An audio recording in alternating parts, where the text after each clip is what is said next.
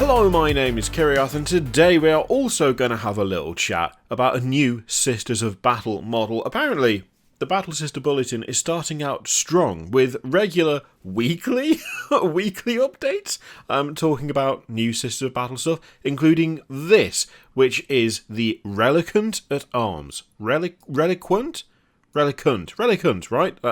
I need to stop saying that. It's not a real word to begin with, and it's starting to sound sufficiently dodgy the more I say it. So the position of the Reliquant at Arms is typically given to long-standing members of the Orders Pronatus. Oh my god, I can't pronounce any of this, even by my usual standards of not being able to pronounce stuff. This is quite bad. The Holy Protectors and Reclaimers of the thousands of artifacts coveted by the Adeptus Sororitas. They are skilled both in the care and restoration of ancient relics, as well as the destruction of those who would do them harm, so it's definitely handy to have one around when a crusade is calling. I'm assuming this is basically an ancient, that's just like the equivalent, I'm guessing. But just look at that banner. That's super nice.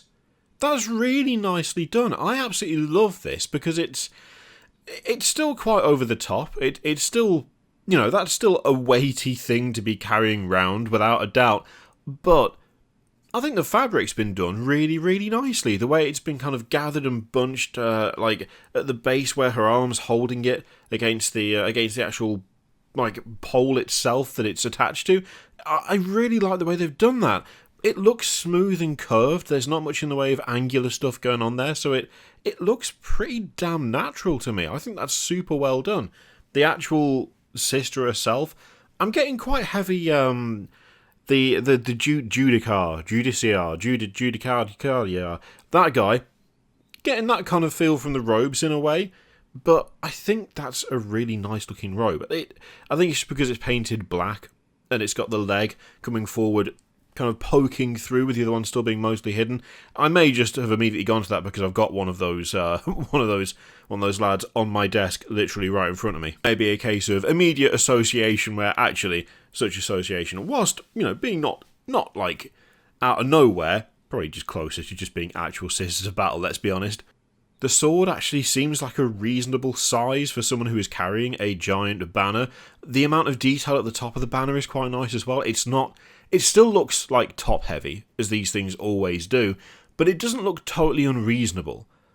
It doesn't look like it. Yeah, there's a couple of banners they've done recently that have kind of looked like they would just be an absolute nightmare to walk around with. Like, just unfeasibly heavy at the top. This is obviously still going to be pretty damn weighty, but I don't know, it's built in such a way that it looks more reasonable to my eye. I like the detail of the parchment on the back of the banner. That's really nice. The kind of separate strips of parchment hanging down the back there. That's quite fun. She's walking down a bit of step, but there's no tactical rock in sight there. If anything, it's the opposite of the tactical rock. Instead of having the dominant foot on a rock to give that extra bit of that extra kind of hint of power and pointing towards someone whilst looking heroic, instead it looks like she's stepping down something. I quite like that. That's a nice change. It makes it look a little bit different, a little bit more unique. I'm assuming all of that, it looks like all of the detail on the banner is already sculpted on, so it's just a case of painting it in yourself. But that's not a bad thing. Something that big, if it was just a flat, blank canvas, could be a real pain to populate. Unless you're happy with doing freehand, that could be a little bit of a pain in the backside. But yeah, I quite like the ones that are already sculpted for that reason. In a way, of course, it takes away the ability to put your own slant on stuff, because to then paint something totally different on, you'd need to file off what's on there already. But yeah, I don't think that's too much of a thing to complain about, really. I think I prefer having something like that already on there rather than everyone having to try and learn how to freehand, which, let's face it, is not the easiest thing in the world, and God knows I can't do it. So whenever someone shows up and they're like, here's some fantastic detail, colour it in, I'm like, yes, thank you. That's way easier. Now, in terms of the head, I'm not 100% sold on that one. I think it looks okay. Bit of a bowl cut going on, which is not the most flattering. Although for some reason that feels weirdly appropriate. That feels kind of monk-like in a way. A banner bearer, like someone who restores and kind of protects relics and views them as kind of like sacred artifacts, them having the bowl cut, for some reason, that just seems to fit quite well. Now, the sister known as Astrid Thurger, amazing name, has dedicated her life to the protection of one relic above all others, the wonderfully named Auto Tapestry of the Emperor's Judgment. Auto Tapestry? What?